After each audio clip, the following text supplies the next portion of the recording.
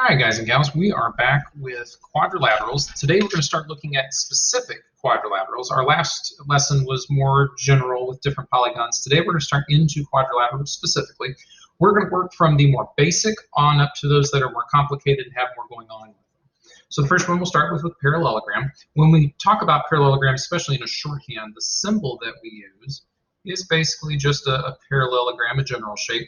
And when we name it, remember, we name it with the letters that go around. So, for example, if I had A, B, C, D, the parallelogram could look something like this. A, B, C, D. One word of caution.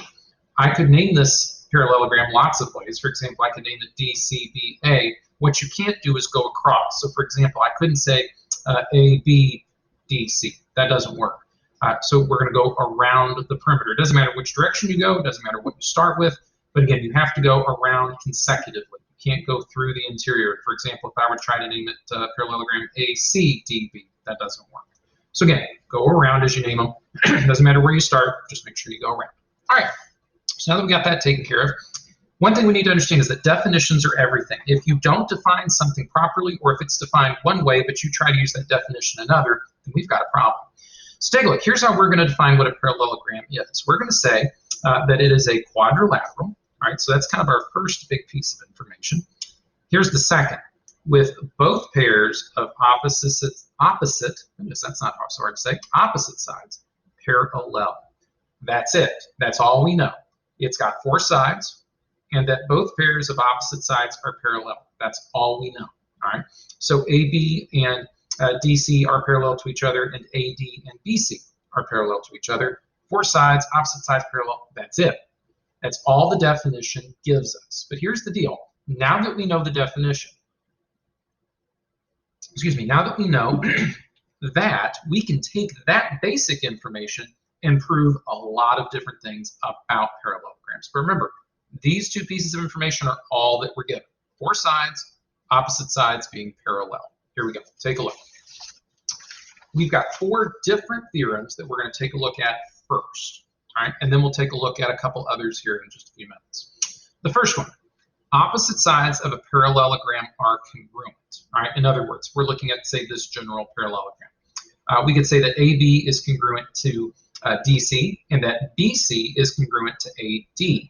The question is, how do you prove that, right? How do I know that the opposite sides have to be the same?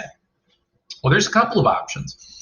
One option is to try to draw, actually let me grab a pencil so that way if we want to erase it we can. One way to do it is to draw a diagonal, and so I'll draw my diagonal here. And remember, we were told up front that all we've got are four sides and opposite sides are parallel. That's it. That's all we know. All right. So if I wanted to prove that the opposite sides not only are parallel but also congruent, here's what I would do. First, I know that BD is congruent to itself, so I'm going to mark that.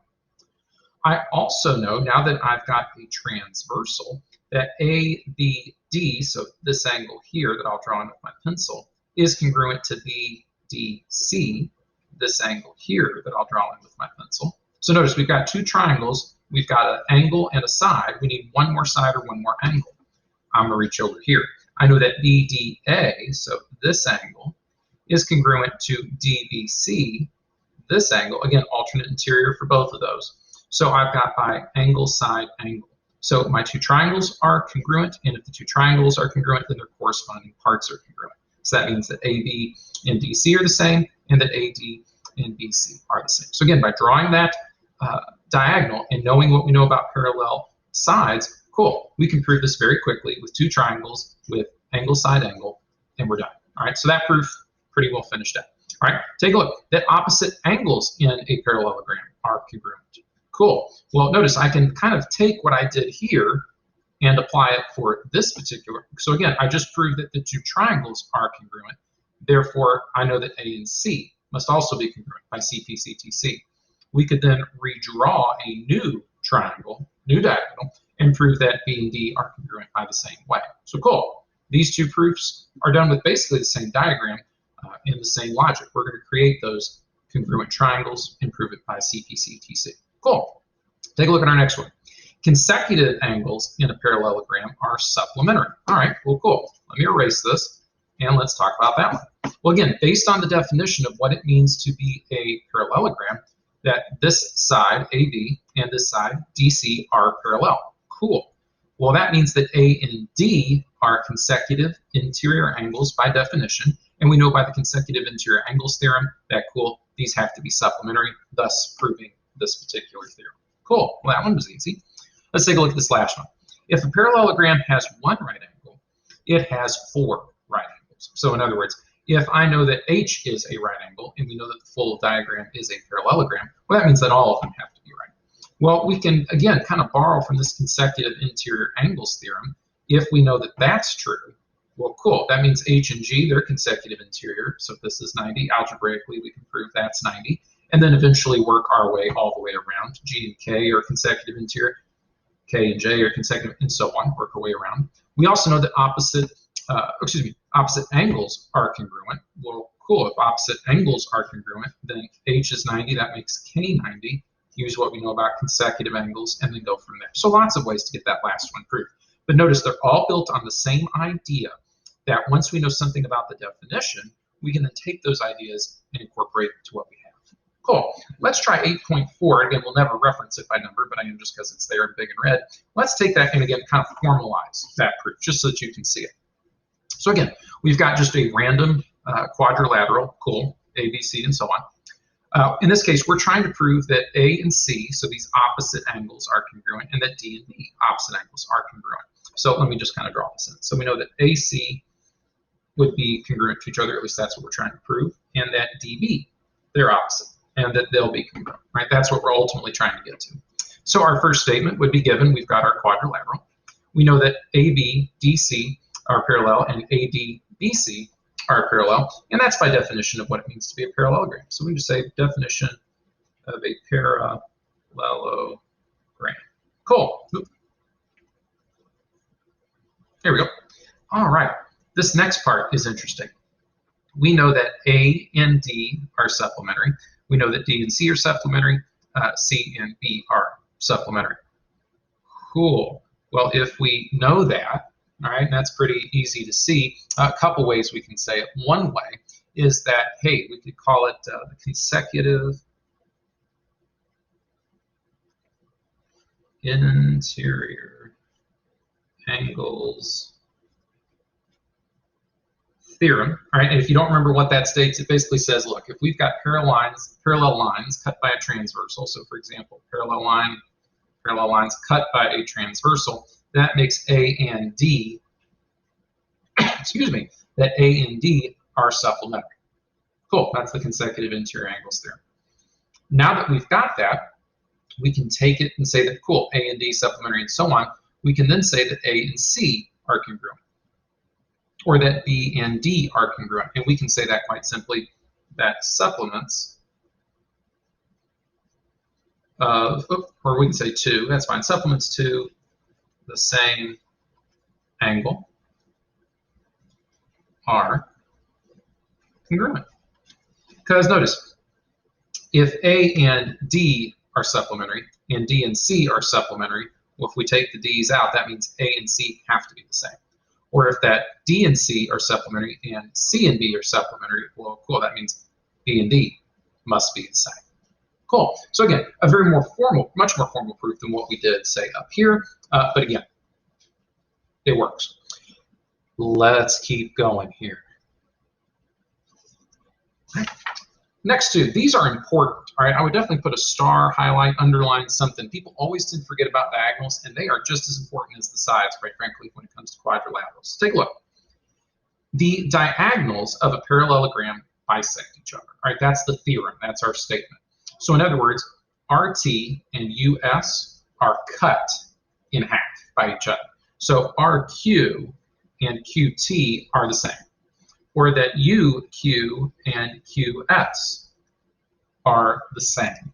So the question is, how do we go about proving that? All right. Well, again, one option is to go ahead and draw those diagonals in, and then start looking for angles that seem to match up. So, for example, I'm going to look at the top and the bottom triangle. angles here, just to give us something to go on. So obviously the angles Q, so to speak, for both of these are the same. So let's do that. I can also show that the angle SUT and USR are the same. So this angle here and this angle here, based on alternate interior angles. So notice I've got angles. So we got two angles. Now we need sides that would help us match up. Well, notice if I've got two angles, well, that means by default we know 3. So those angles now match up. And then we just found out through another theorem that RS and UT have to be the same. Cool. So by angle, side, angle, they're the same. Therefore, these two sides here have to be the same. Cool. And if these sides are the same and part of the same line, well then, hey, they've been bisected. And again, if these two sides are the same and are part of the same line, then cool, they've been bisected. Again, a very informal proof, but that's how we would go about it. This last one is interesting as well. We've used it already, we just didn't know it.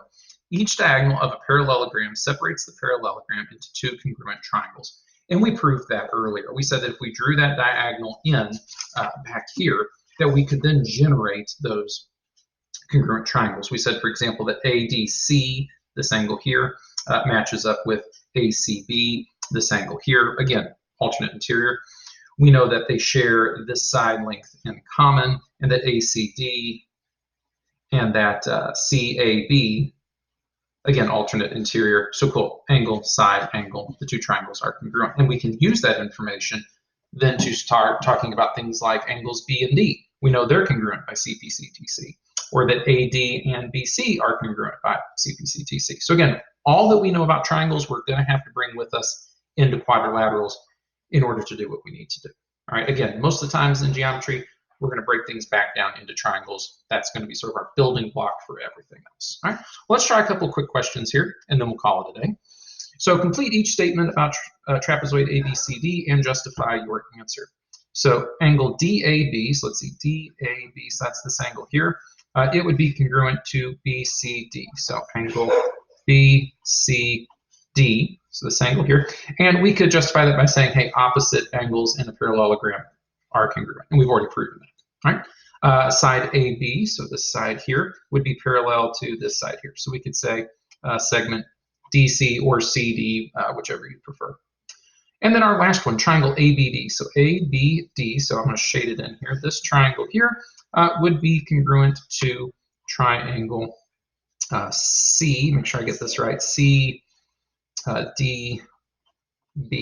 Cool. And we could say that based on our theorem up here, that hey, each diagonal of a parallelogram or quadrilateral in this case will divide it up, or excuse me, a parallelogram, not quadrilateral, parallelogram, will divide it up into two congruent triangles. Excellent. All right, well, let's take a look at this last one, see if I can move my paper up just a little bit, and see if we can knock these out real fast. So we're going to try to find each measure or value. So we've got the measure of angle MNP, so this here, and we'll see what we can find. So notice that this angle here is 38, so that means opposite, or excuse me, alternate interior over here would be 38. And then these two together would get us what we need. So if I add 33 and 38, that is 60, it looks like 71 degrees. Cool. All right. The measure of angle RNP, well, we just figured that out, 38 degrees. That was easy. All right. The measure of angle MQN, well, if this is 83 and we've got a straight angle here, then this would be 97. Cool. And then let's see here. We need to find what x is worth. Well, shoot, I got to find x first. Let's see. There's x. It's this side length. So opposite side length is 20. So 3x subtract 4 is 20. Or in other words, 3x is 24, which means that x would equal 8. That looks good. And then w. Give me a second. I got to find it. Where's w? Ah, there it is. W is here. So 4w minus 3 is this segment here. And let's see, that's going to match up with that 11.1. So 4w subtract 3 is equal to 11.1. 14.1. So we can add 3 to both sides. So 4w is equal to, what would that be, 14.1. And then we can take 14.1 and divide it by 4. And that gives me a w of 3.5.